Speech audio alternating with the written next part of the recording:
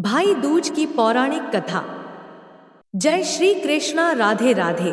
आप सभी को भाई दूज की हार्दिक शुभकामनाएं। प्रिय श्रोताओं, भाई दूज, जिसे भ्रातृ द्वितीया भी कहा जाता है, भारतीय संस्कृति में भाई बहन के रिश्ते का प्रतीक एक प्रमुख पर्व है। यह पर्व दीपावली के दूसरे दिन मनाया जाता है और इस दिन बहनें अपने भाइयों की लंबी उम्र और समृद्धि की कामना करती हैं। भाई दूज के साथ जुड़ी कई पौराणिक कथाएं हैं जो इस पर्व की महत्ता और धार्मिक आस्था को दर्शाती हैं। इनमें से सबसे प्रसिद्ध कथा भगवान यमराज और उनकी बहन यमुना जी की है।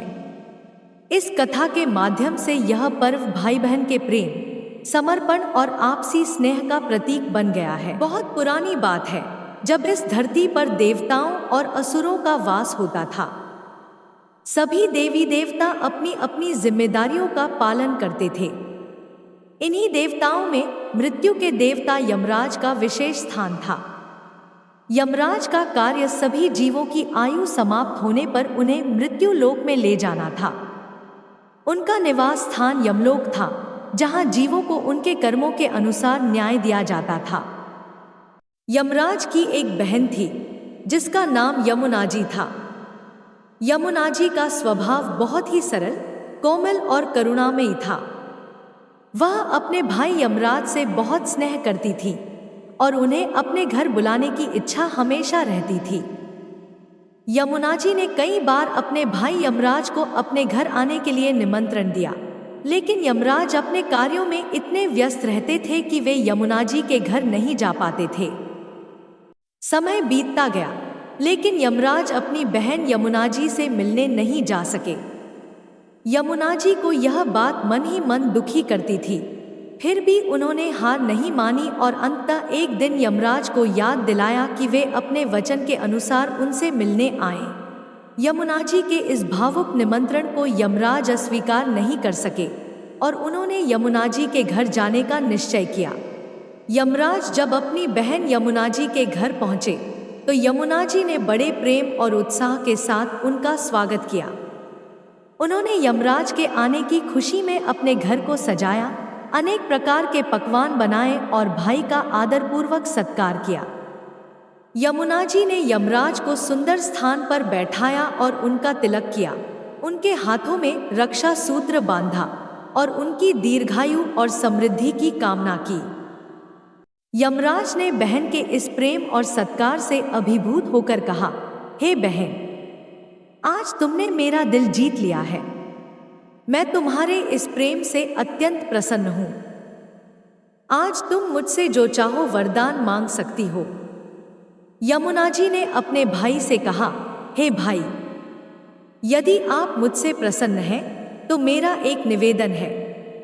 आप हर साल इसी दिन मेरे घर पधारें और जो भाई इस दिन अपनी बहन के घर जाकर तिलक करवाएगा और बहन उसकी लंबी उम्र के लिए प्रार्थना करेगी, उसे मृत्यु का भय नहीं होगा। इस प्रकार यमराज ने अपनी बहन यमुना जी को यह वरदान दिया और हर साल इस दिन बहन द्वारा अपने भाई को तिलक करने की परंपरा शुरू हुई। तभी से भाई दूज का पर्व मनाया जाता है और इस दिन बहनें अपने भाइयों की लंबी आयु की कामना करती हैं।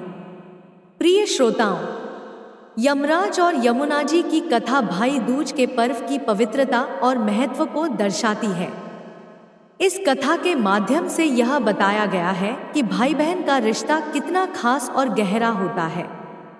बहन अपने भाई के लिए जीवन भर शुभकामनाएं और आशीर्वाद मांगती है, जबकि भाई भी अपनी बहन की सुरक्षा और सुख समृद्धि की जिम्मेदारी निभाता है। यमराज के मृत्यु के देवता होने के बावजूद यमुना जी के प्रेम और समर्पण के सामने वे भी अपनी कठोरता को भूलकर भावनाओं से अभिभूत हो जाते हैं।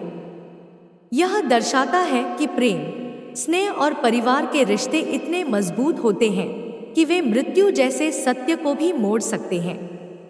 भाई दूज की यह कथा रिश्तों की मिठास और पारस्परिक समर्पण का प्रतीक है। प्रिय श्रोताओं, एक दूसरी कथा के अनुसार एक बुढ़िया माई थी।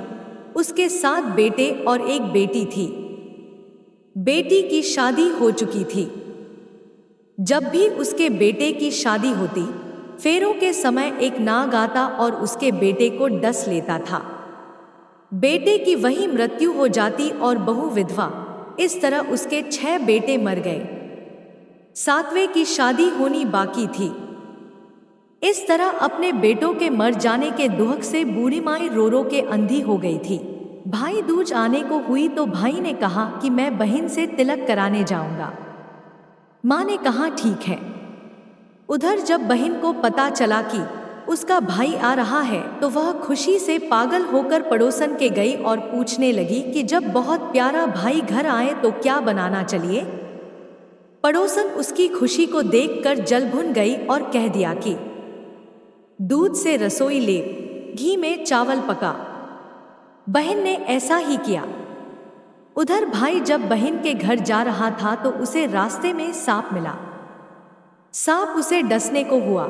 भाई बोला, तुम मुझे क्यों डस रहे हो?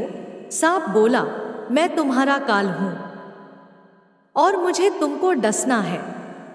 भाई बोला, मेरी बहन मेरा इंतजार कर रही है। मैं जब तिलक करा के वापस लौटूंगा तब तुम मुझे डस लेना।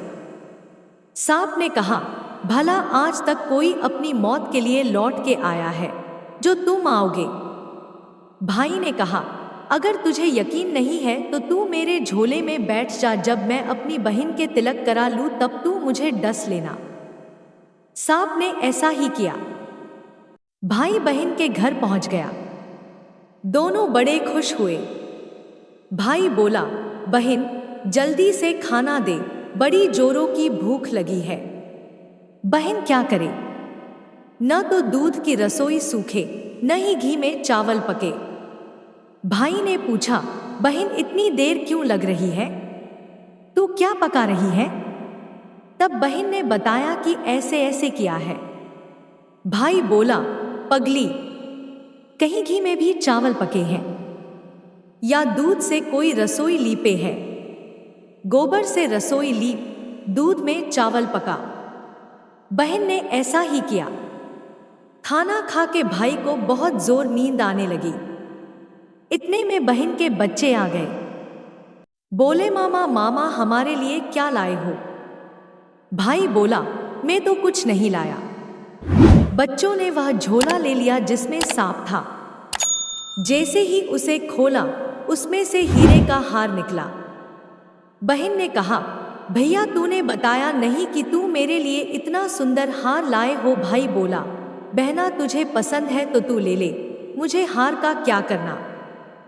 अगले दिन भाई बोला, अब मुझे जाना है, मेरे लिए खाना रख दे। बहन ने उसके लिए लड्डू बना के एक डब्बे में रख के दे दिए। भाई कुछ दूर जाकर थक कर एक पेड़ के नीचे सो गया। उधर बहन के जब बच्चों को जब भूख लगी तो माँ से कहा कि माँ खाना दे दो। माँ ने कहा, खाना अभी बनने में देर है। तो बच्चे बोले कि मामा को जो रखा है वही दे दो। तो वह बोली कि लड्डू बनाने के लिए बाजरा पीसा था, वही बचा पड़ा है चक्की में, जाकर खा लो। बच्चों ने देखा कि चक्की में तो सांप की हड्डियां पड़ी है। यही बात माँ को आकर बताई तो वह बावड़ी सी होकर भाई के पीछे भागी। रास्ते भर लोगों से पूछती कि किसी ने मेरा गैल बाटोई देखा, किसी ने मेरा बावड़ा सा भाई देखा। तब एक ने बताया कि कोई लेटा तो है पेड़ के नीचे, देख ले वही तो नहीं। भागी भागी पेड़ के नीचे पहुंची, अपने भाई को नींद से उठाया। भैया भैया कहीं तूने मेरे लड्डू तो नहीं खाए? भाई बोला, ये ले तेरे लड्डू, नहीं खाए मैंने। ले दे के लड्डू ही तो दिए थे। उसके भी पीछे पीछे आ गई।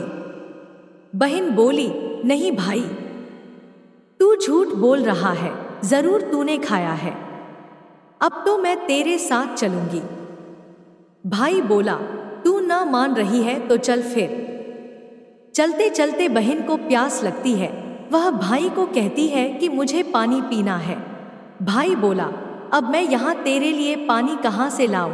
देख, दूर कहीं चील उड़ रही है, चली जा वहाँ, शायद तुझे पानी मिल जाए। तब बहन वहाँ गई और पानी पीकर जब लौट रही थी तो रास्ते में देखती है कि एक जगह जमीन में 6 शिलाएं गड़ी हैं और एक बिना गढ़े रखी हुई थी। उसने एक बुढ़िया से पूछा कि ये शिलाएं कैसी हैं।